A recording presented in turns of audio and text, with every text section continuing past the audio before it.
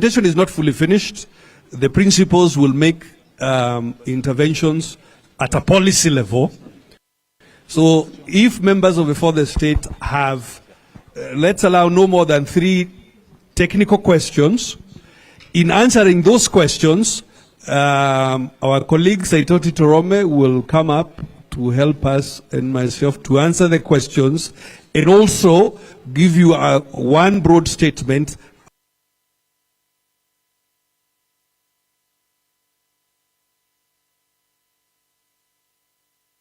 about the overall impact of these taxation policies on this economy. What do you expect is going to happen if these taxation policies go through?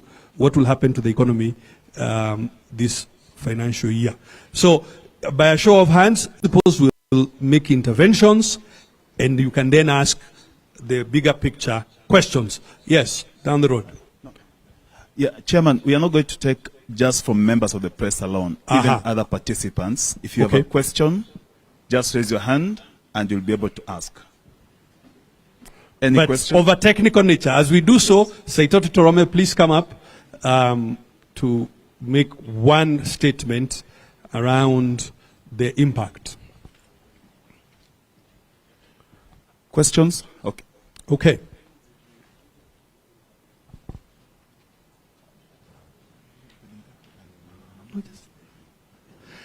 Well, thank you very much indeed. It would appear we did a fine job in explaining the intricacies. So thank you very much indeed for that. Saitoti Torome, in one sentence, what's going to be the impact of this taxation on the Kenyan economy overall? Thank you very much, Governor Mureithi. Mine is only to state one point. Since this debate of the finance bill started, there has been a lot of emphasis on the cost of living. One thing that I would like to point out is actually the fact that VAT, it is the one that has a direct impact on the cost of living. Why? Because it is an expenditure tax. And because it's an expenditure tax, it makes the final product like petroleum to be expensive, which affects the cost of living. And also, when we put VAT on inputs, it makes the cost of production very high. Deputy Governor Karo has just said about how it will affect our economy. And it is actually true, because God are the days, and you will agree with me, when you used to say that Kenya is a blue-eyed boy where all the foreign investors are attracted in Africa. It is no longer the case. Many African countries have opened up their economy. Tanzania is there, it has got a lot of resources. Rwanda, Uganda, even DRC now is a member of the East African Community, and South Sudan. So when we make the cost of production in our country very expensive, we will not be able to attract foreign investors, and our economy will not grow. And even to mention that, I can see Honorable Oparanya is there. He actually used to be the Minister for Planning and Vision 2030. If we make the cost of production in our country very high by imposing such kind of taxes that are in this finance bill, we will not be able to realize the dream of Vision 2030 because we will not be competitive. So we have to be very careful. And just as the Right Honorable Prime Minister said when he was making his closing remarks, when a government is confronted with a budgetary deficit, because this bill is actually trying to make sure that we don't have a deficit, there are two ways. You either increase revenue, you borrow from the public through central bank, or you can even lower the budget. So instead of focusing so much on raising taxes or revenue through taxes, why don't we focus even on the way we do budgeting? And I think that one has been well explained by Derito Mureithi on how we can actually be able even to remove duplication and many other things, and then we address the issue of governance. I think I am always a person of very few words, and I think that is what I have actually observed. But the most important thing, this bill will make it difficult for us to realize the dream of Vision 2030. Thank you. Thank you very much indeed, ladies and gentlemen. May I turn it back to Majority Leader to help us with the balance of the presentation. Asante sana.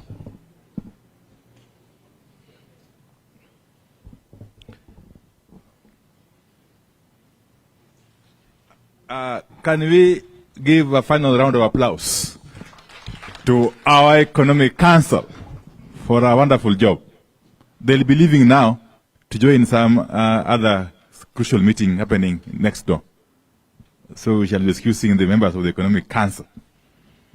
Yes. But in the meantime, please allow me to invite Her Excellency Martha Karua to come and forward and address us. Karibu sana, Mheshimiwa Martha Karua.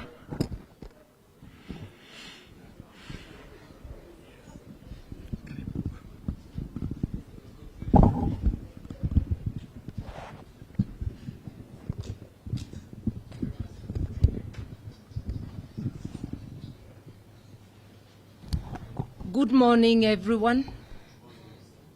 After my boss has spoken, has given such an eloquent address, there is very little for me to say, and also with the remarks that have been made by our team.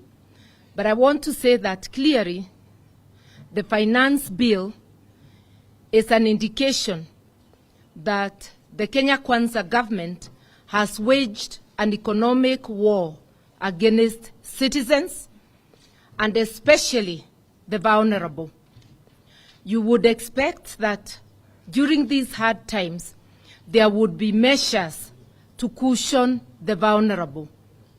You would expect that food items, critical items, you remember that Azimio has been on the forefront of asking for the lowering of cost of living, actually demanding for the lowering demands, because its net effect will be to push the cost of living upwards, as has been very eloquently explained. Once you raise VAT on fuel, there's a ripple effect on virtually everything. When you tax exempt things that were zero rated, once again, the effect is pushing the prices up of essential items such as medicine, critical medicine. That, with the current status of NHIF, it means the average person will not have access to critical medicine. And in Kenya, we say families are just one sickness away from abject poverty. So when you move critical medicines to exempt, tax exempt, and push their prices up, it means this bill is going to directly cause deaths, suffering and death to many Kenyans. It also means that food will be less accessible. Already, we have a crisis of people not being able to have meals on their table. With the joblessness, with the cost of living being up, Kenyans have been shown by the Kenya Kwanza regime that they are on their own. This is happening in a context where the expenditure, non-essential expenditure for the office of the president, for the office of the deputy president, for the prime cabinet secretary, luxury items, they have pushed the budget up for travel, the example being led by the office of the president. They have pushed the amount for purchase of non-essential items, fuel, gasolines.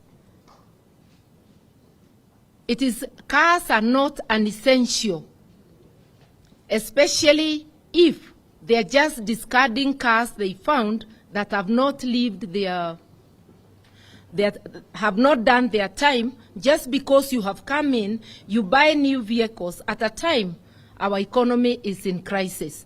They talk of austerity measures on one hand.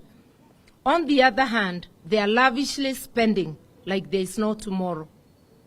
So just a look at what is happening.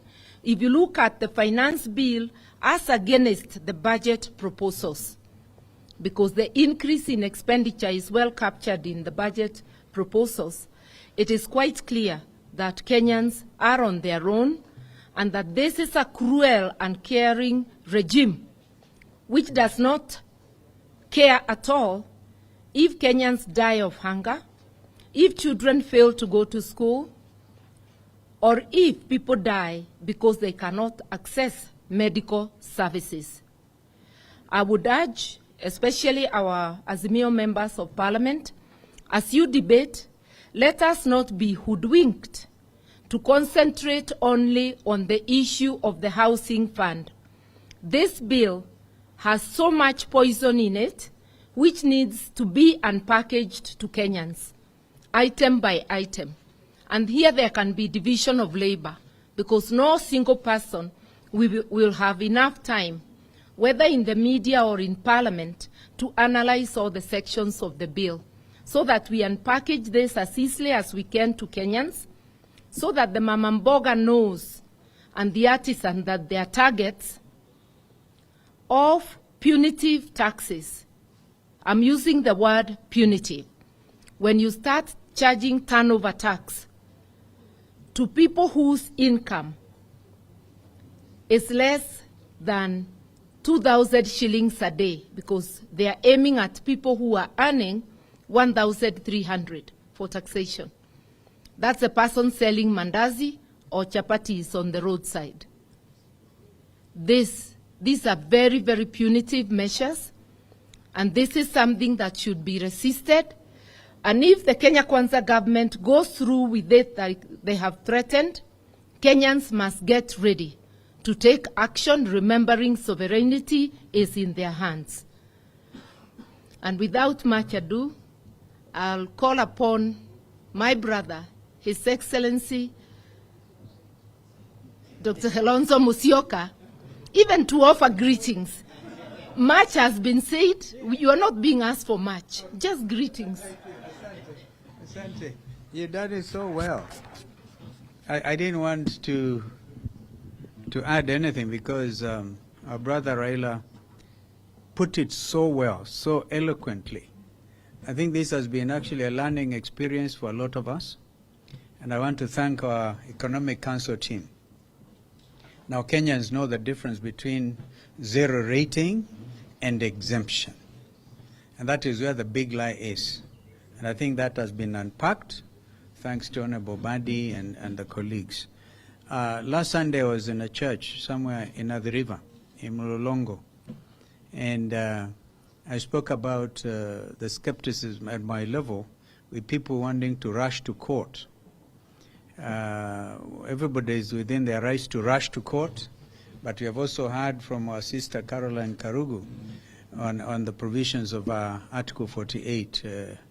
My brother, who is also a very good friend, Wajakoya, will probably agree, and Mother, denying people access to justice as unconstitutional. So some people rushed and said Kalonzo is supporting the finance bill. My media team did a very good job of that disinformation. So you can see the level of panic.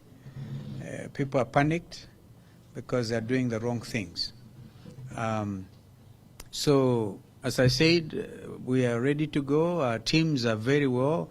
A leader in Parliament is here, a leader in the National Assembly, and the leaders, of course, the matter is not going to the Senate, so it's all National Assembly. So, Wandai and the teams, I'm sure you are equal to the task. You want me to call some other friend? Yeah, I'll probably call my brother, Governor Iria, who has lived through this. But before you come, Iria, it appears to me, over and above all this, taxation, there's also the Kanjus. You know, the county governments are also doing their own taxation. So look at it. That's why I said you cannot develop an economy this way. And those who have been following even the debate on debt ceiling, for me, I find that completely unacceptable. The issue about debt ceiling had to get President Joe Biden leave the G20 or the G7 summit in Hiroshima, in Tokyo, to go back and make peace and argue and agree with the House Speaker of Congress, because America was at the verge of breaching even the debt ceiling thing. So this debt ceiling matter cannot be hidden. It must be brought to the fore so that Kenyans will know you cannot extend the debt ceiling without the full involvement discussion of Parliament. So hiding it under some funny clause that we just been told, I don't know who made that presentation, that the cabinet secretary responsible for finance can just go and lay on the table some information, and then the country then assumes that all is well. So I think in a nutshell, we are in a crisis, and we need to be able to accept that this is a crisis matter. And then, as my brother said, the conclusion was very clear. We give it to the public court. I don't know whether it's you, Kioni or Wanjakoya or Mwangi. Mwangi, you had stood. As I said, I had nothing useful to add. That's why I was muttering around. But I hope I've managed to clear some issues. Thank you. Thank you very much. I think from a broader sense, we need to look at this budget vis-a-vis the commitments which Kenya Kwanza gave to Kenyans, because that's why they were voted into office. Because even as we get into the figures, there are some broad commitments which Kenya Kwanza gave, and they are supposed to be delivered through the finance bill, essentially. To Central Kenya, for example, there was a commitment for guaranteed minimum prices for coffee, for tea, for milk, and for other farm produce. And from an income perspective, because like for example, from our region, our income comes from agriculture. This finance bill must answer the question, then after implementing this finance bill, what then will be the guaranteed minimum price of tea? Because it was a commitment. What will be the guaranteed minimum price of coffee?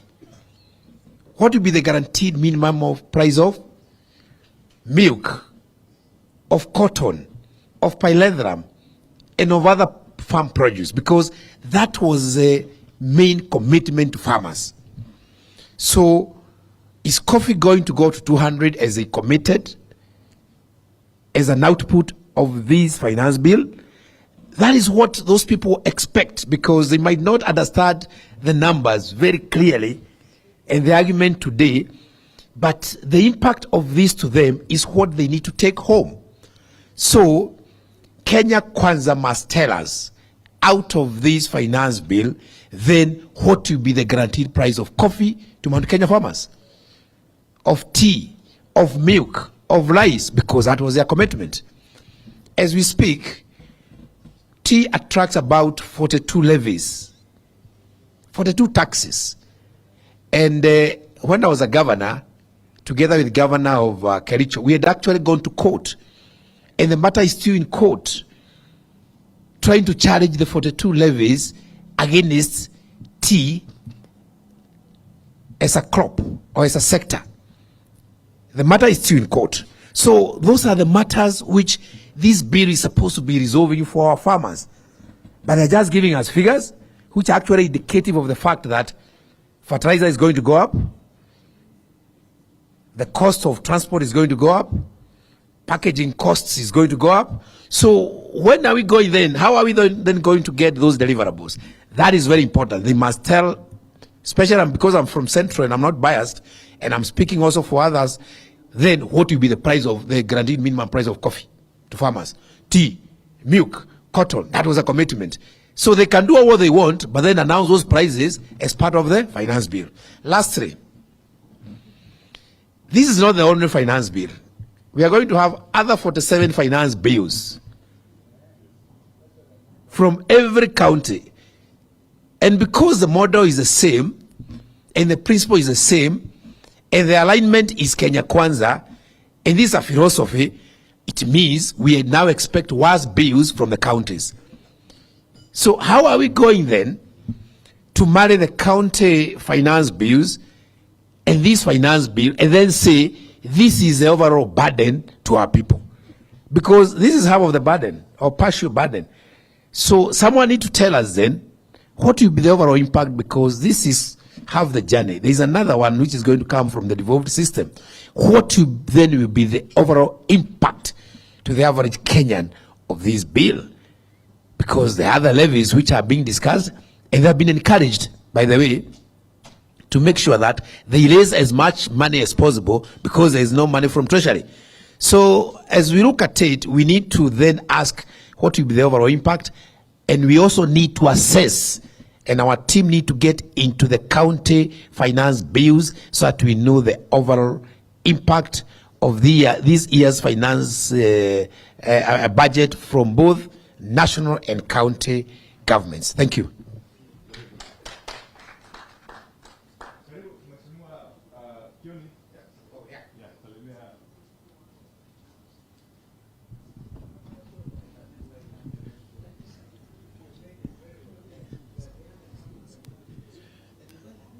I think, to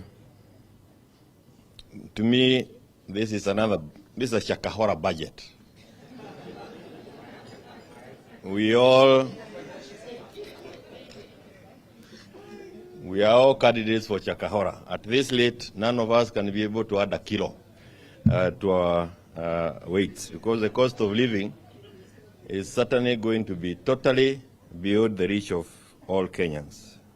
And I wanted to say, when we talked about the 4-5 issues as Azimio, the cost of living, this bill deals with the cost of living. So when you were saying that before any talks take place, we needed to address the cost of living, you can see where the vision that our leader had. When you talk about the need to protect multi-party democracy, to ensure that parties within Azimio are not swallowed or collapsed, it's because if they are collapsed, then there will not be this voice on behalf of Kenyans. The voice of the voiceless will have been taken away, and they are still at it. And I think it is important that they are told they will not succeed, because in succeeding, they will have killed the voice that speaks on behalf of Kenyans. You now can see them clearly trying to legalize corruption. When you say that you'll be taking to Parliament the minister to go and justify why he breached the law, and you provide that in an act of Parliament, it's a regime that is not keen on fighting corruption at all. In the whole of the presentations that we have had, I didn't hear any attempt to seal the loopholes. And if we sealed the loopholes, I'm sure there will be a lot of money that can come back and be available to Kenyans for the things that they have been complaining about. Our party leader, Azimio party leader, has again read us in talking about the need to look at the IBC. The whole process of arriving at leaders. The leaders we have in Parliament and those who went through the window into State House and other places are now producing this. So if our process of electing people is not checked, it will continue producing people who do not care about the welfare of Kenyans. And that is clear from the kind of bill that has been led to us and the one we have been going through. We've been talked about Vision 2030. No, and let me also say, when you have in Parliament, Mheshimiwa Wadai, unfortunately, when you have in Parliament 90% or 80% of fellas there, and especially from some legions, were all leagued in, they have no business leading these bills. They will just continue leaguing your lives out of anything useful. And that's what they are doing. Vision 2030, a country, a people without vision. That's what the Bible says. People perish if we move away from this vision. And they have not mentioned the issue of Vision 2030 or even 2063 anywhere. So we are just people galloping in the dark. Haki ya Mungu, tuko kwa shida hapa. And again, as His Excellency has said, the universal health care through the widow, it just evaporated. A short while ago, you'd use your people back in the countryside who are happy with NHIF cards. Today, you produce it and you are chased out of the hospital. My brother is a doctor and he was told, don't retain anybody in hospital, even after any, whatever kind of operation, beyond 4 days. If you retain them beyond 4 days, wewe mwenye utalipa. So it's a question of whether you want to undertake these operations is crazy. But there is one more thing that I think we need to focus on. And this is what I would help us and the Senate. Our Kinara has said it many times, but maybe it has not been, the media has not picked it. The amount of money that is spent by Parliament moving from one country to the other, it's a lot of money. The speakers, for example, and especially in the Senate, they actually exchange suitcases at the airport. He has so many places to go, he has no time, to cover all the trips that have been earmarked for him in a year. If we cannot focus on this also, I think it's something, 41 billion shillings to Parliament compared to the judiciary at 20-something, 22, or something like that, and the housing at 29. There are areas where these characters can focus on and still achieve some of the things they think need to be achieved. Of course, not housing, without taxing the Kenyans. Taxing the merry-go-round, Mama Boga na wale mem. I don't know whether you understand. Mount Kenya is full of those merry-go-rounds. And merry-go-round, chamas, all those, table banking. So you introduce table banking so that you can get a mrija kukunywa maziwa ya kina mama jikoni. So this is really taxing people while they are sitting at the fireplace. It's really not something that we need to sit loud and wait. But Baba, as I was coming from Nyandarua the other day, I bought some fruits. And a lady who was selling fruits to me said, "We nimekuona kwa Azimio. This pineapple, I am buying it for you, for Baba. Take it to Baba and tell Baba, you are our only hope. Ukirudi nyuma, wa Kenya watapata shida." Kwa hivyo, Kenyans are looking at what you are doing and the leadership that you are giving to us. Na jana usiku nikawaambiwa, wanagojea tu kuambiwa twende. Pali utasema watu waende, hapo ndio watu wataenda. Wame give up kwa hii watu ambao wako hapa. Asante sana. Thank you so much. Before I invite the last two speakers, let me introduce some of us who are in the room. We have the Honorable Peter Orero, who is our host MP, the MP for Kibra. Asante sana Mheshimiwa Orero. We have Mr. Yagwik Ramji, the Deputy Party Leader of Roots Party. Makofi kwake. We have Ambassador Elkana Odembo. I'm sure you all know him. Karibu sana Balozi. We have Sheikh Juma Ngao and his colleague. Very good, Mashe. Thank you very much. Of course, we have in the house our technical team. They have been joined now by Professor Adam Solo, Durongwen, and the rest of the team. Let me invite Honorable Wajakoya to make yes. I'll be inviting, of course, Honorable Paranya to come in later. He's the chairman of the Azimio National Executive Committee. Thank you. Baba Raila Molo Odinga, Mheshimiwa Kalonzo Musyoka, Mheshimiwa Martha Karua, Mheshimiwa Governor wa Iria, Mheshimiwa Kioni, Mheshimiwa Paranya. I'll be very brief and I will not go to what has been said. I talk differently. When you go to a place, you don't repeat what others have said because they have made a point. Baba has made a point, the rest have made a point. I've looked into this budget. This budget is rotten. I'm not going to comment on it because it doesn't have things that matter. In Kenya today, with Gulalu Galana, which was 1 million acres of land. We had proposed, as Roots Party before, we had proposed that we shall take 200,000 acres of land in Galana Gulalu and grow wheat for export. We will not be having this issue of manuring, this issue of propositions of taxes up and taxes down. Bang does not need fertilizer. Bang does not need to be nurtured. It only grows for 4 months. But the reason why I'm talking of bank economics is the world has moved away from this miniature kind of budgetary system which are imposed by the World Bank, IMF, or Bretton Woods institutions. I, as a scholar of Bretton Woods institutions, that's law in economics, law and development, if you look at what Walter Rodney wrote, and I'm sure my friend Honorable Kalonzo is very much aware because he's a reader, Walter Rodney wrote of a phraseology that led to his death when he was a Guyanese living in Dar es Salaam at that particular time, of how Europe underdeveloped Africa. So we are talking of hegemony of development and undermining underdevelopment because they are looking at us and saying that Africans have no conscience. We have to develop them. If you look at Professor Yunus of Bangladesh, who is also a scholar renowned for women banking, cooperative women banking, a theme that has been taken over by Bangladesh, which is mixed with Islamic banking, that the World Bank has now borrowed that kind of paradigm, where banking is done from the locality of the women where they are found. And that's a story for another day.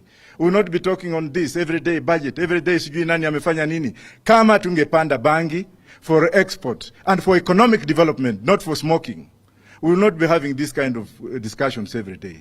I speak very harshly because I am one of you. And I am one of you. I am also recognized wherever I've been in terms of intellectual scholarly work that we have contributed to Harvard, London School of Economics, whereby the whites use us to develop some conscience. Now look at these theories that we are talking about here. These are the kingdom theories. There are theories that are violating what we call kingdom theories, where they talk of the garbage can and the policies. Now here, what Ruto has done is that he has brought a policy to look for a solution. No, he has brought a solution to look for a policy. Instead of putting solutions together, and then you look for a policy, our system is upside down. And none of our leaders are thinking of this. Go outside the box, look at those Kenyans in the diaspora, ask them why they're working there. And Honorable Odemo is here. He was one of the best ambassadors we had when we were in the UK. He used to accommodate what we had.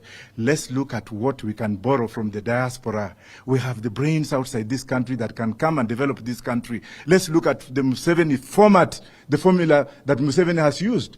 None of us wants to talk about the Kenyans in the diaspora. We talk about ourselves. Somebody went to Kangundo High School, Nairobi University, worked in the ministry, went to live in Lavington. What kind of policy do you think this person can make? Thank you very much.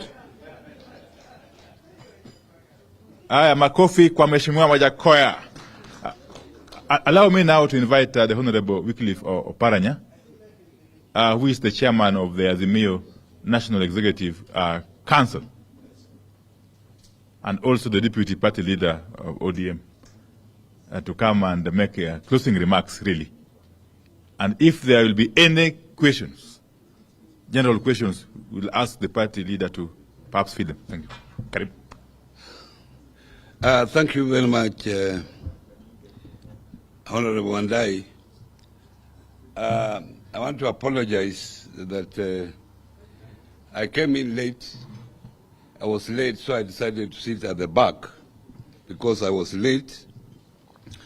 And it was because of other commitments that I had earlier that I could not skip. So I want to apologize. Now, Wajakoya said that my brother, that we planned bangi for export. I don't know how we will protect people from picking it for smoking, what mechanism we shall have when we plant it so that it is not for smoking. But let me tell you that one of the principles of taxation is simplicity. simplicity is a key principle of taxation. And simplicity in two ways. One, how you calculate it. It should be understood by the taxpayer that this is how tax will be calculated, and he can even calculate himself or herself and pay voluntarily, because it's very simple. And the second one is how you collect it, because you have to look at the cost of collection versus the tax itself.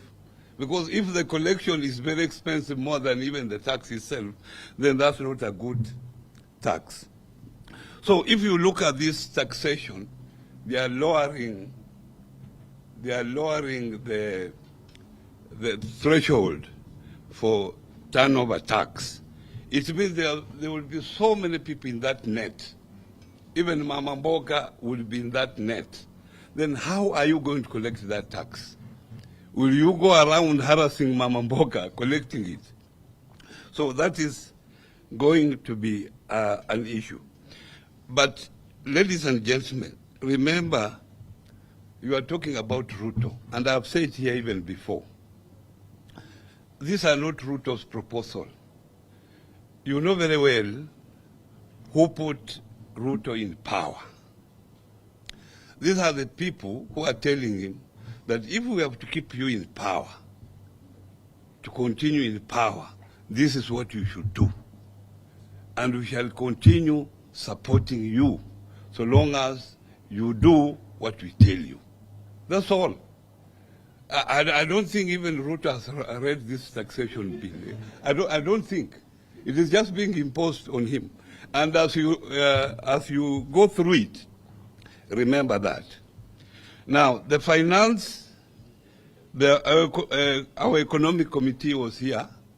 There is an issue that I picked up in the finance bill, that they are making a proposal to zero-rate VAT on acquisition of going concern. Companies that already exist, that if you come and acquire that company, you will not pay VAT. Who are these people? You know, you acquire a company when you are rich.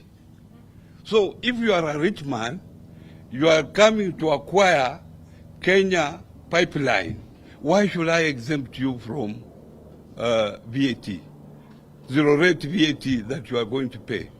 It means, and you remember, it means already these people are now targeting these companies to acquire them cheaply. Because how do you attract even investors to come and acquire already the existing company?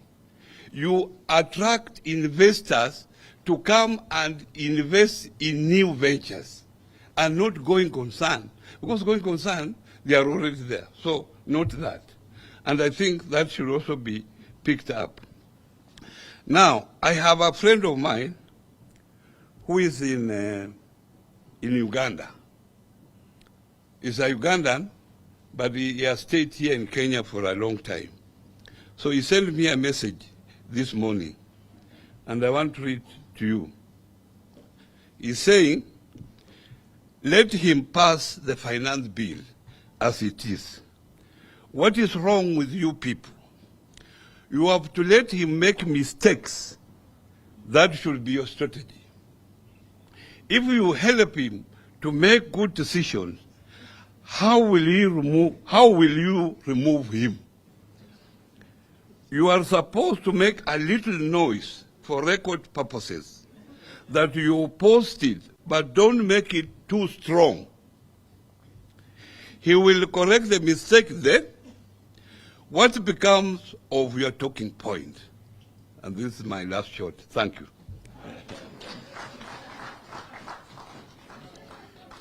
Your Excellencies, allow me, before I invite Sheikh Jumangao to make the final prayer, to say this, because the media have been asking if at all we are going to come up with any amendments. The answer is that a lot has been said about this finance bill. And the public has overwhelmingly rejected it. And in our view, this bill is flawed beyond redemption. So we are going to reject it in total. We are not going to propose any amendment to it. As Azimio, we have said time and again that there is still time to withdraw this bill and bring it back in a form that is responsive to the plight of the people, in a form that is acceptable. But our plea has fallen on deaf ears so far. So if this bill finds its way to the floor of the House in its current form, we are not going to make any attempt to propose any amendments to it.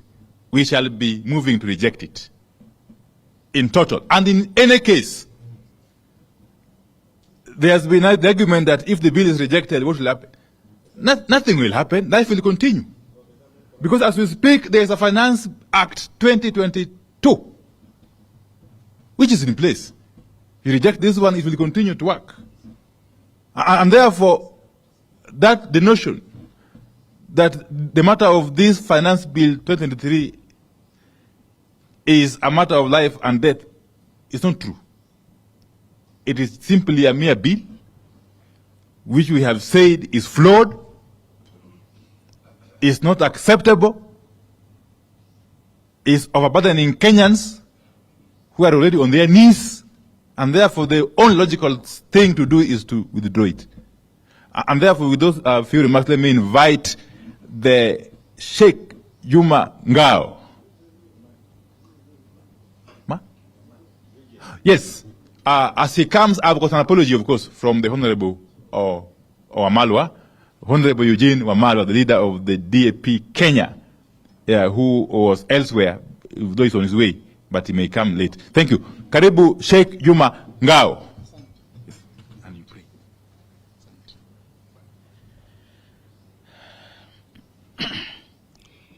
Assalamu alaikum. Bwana Yesu asifiwe. Mheshimiwa Rais wetu wa Azimio Baba Raila Molo Odinga, naibu wetu Mama Martha, ndugu Kalonzo Musyoka, itifaki yote ikizingatiwa. Nimesikiza kwa makini sana wazungumzaji wote,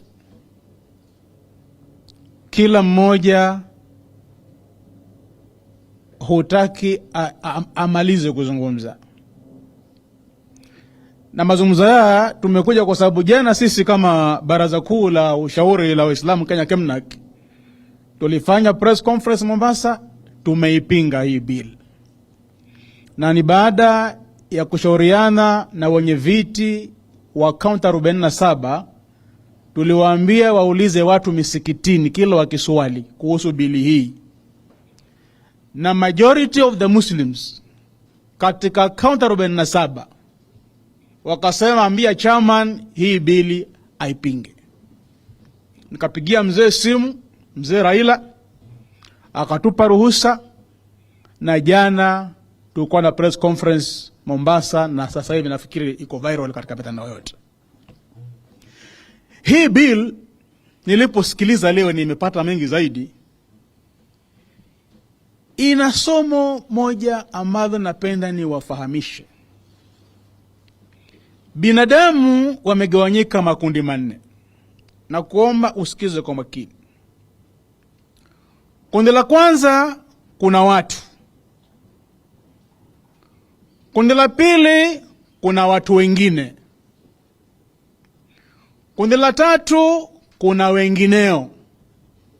Na la mwisho akina nani?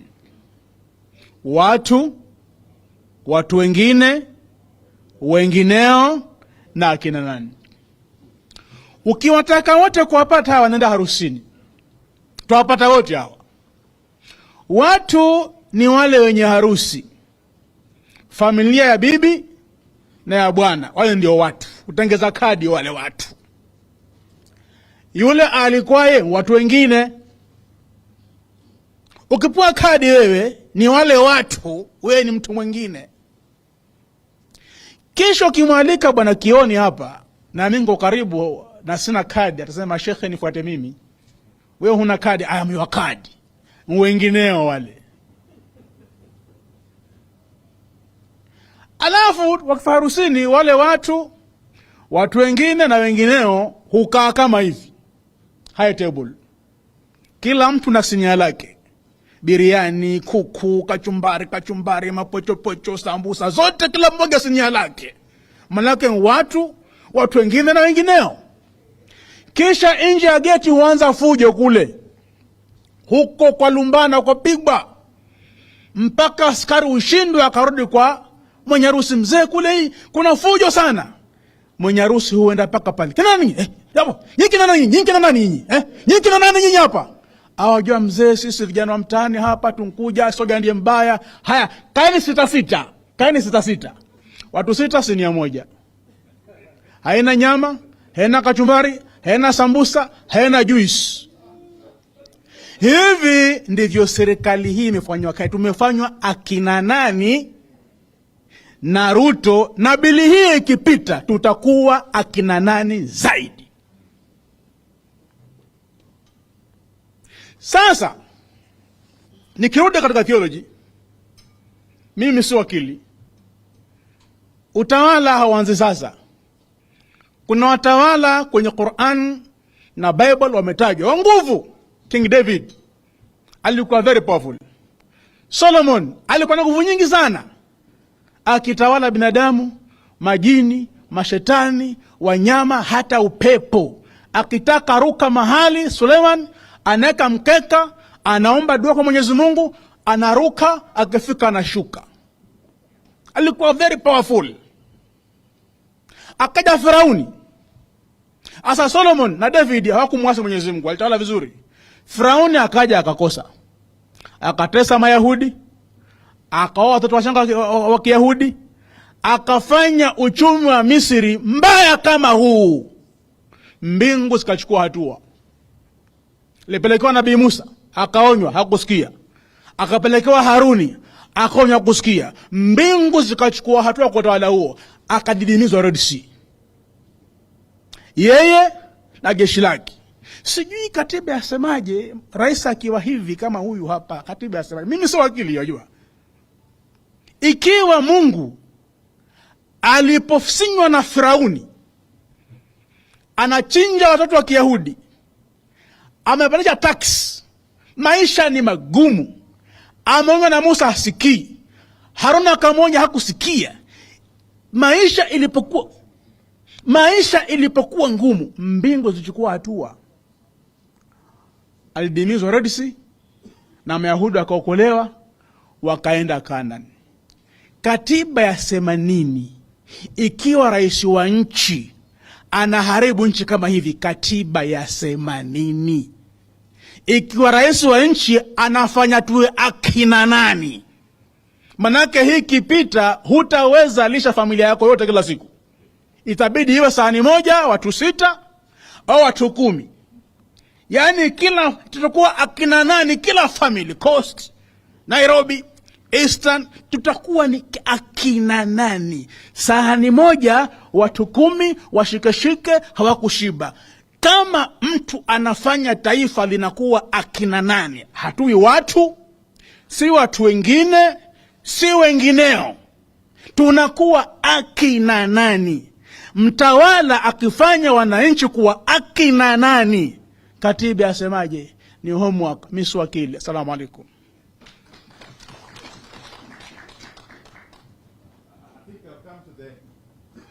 We have come to the end of this wonderful session. So unless there's some burning question, very burning question from the media, we shall be calling it a day. Yes?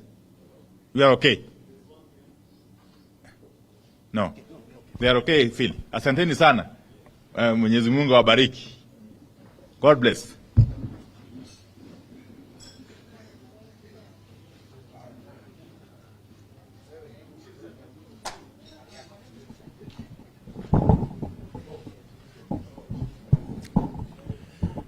Thank you, Your Excellency, for finding time for this engagement. We encourage you to continue to partake of the tea and the niceties that we have arranged for you. Kindly don't be in a hurry to leave. Asanteni sana.